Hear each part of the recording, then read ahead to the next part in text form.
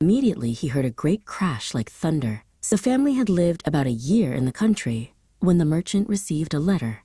The ship that the merchant was sure had been lost at sea had, in fact, safely arrived at port. As he prepared to leave, his older daughters asked for gems and gold, but Beauty asked only for a rose. The good man set off on his journey, but after a great deal of trouble, he came back as poor as before. Thinking he might find a rose for Beauty, he led his horse deep into the woods.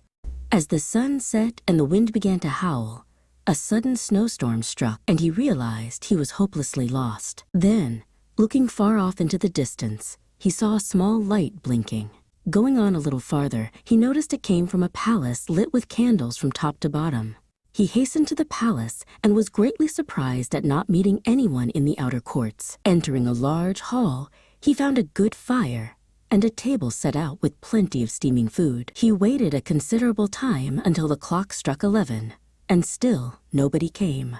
At last the merchant was so hungry that he could stand it no longer and began to eat. It was 10 the next morning before the merchant awoke in a comfortable bed. As he rose, he was astonished to see a good suit of clothes laid out that would fit him perfectly. This palace must belong to some kind fairy, he thought. Passing through an arbor of roses, he remembered Beauty's request to him and gathered one from a branch. Immediately he heard a great crash like thunder. Spinning around, there loomed a huge monster. With 2 tusks in his mouth and fiery red eyes, the beast roared, "Mortal! Who said you can pluck my rose?" The merchant fell on his knees in terror for his life. "Please, sir, I promised my daughter to bring her home a rose." "You say you have daughters," replied the monster. "I will forgive you on one condition, that one of them comes willingly to suffer in your place. Swear that if any of your daughters refuses to come, you will return here in 3 months yourself and face your fate." The merchant swore the oath and rode home. He gave the necklace to his eldest daughter, the gold chain to his second, and then the rose to his youngest.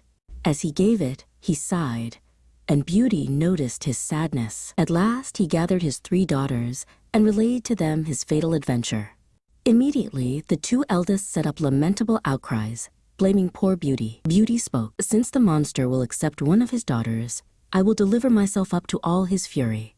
I am happy in knowing that my death will save my father's life and be a proof of my tender love for him." The next day, the merchant took Beauty to the palace.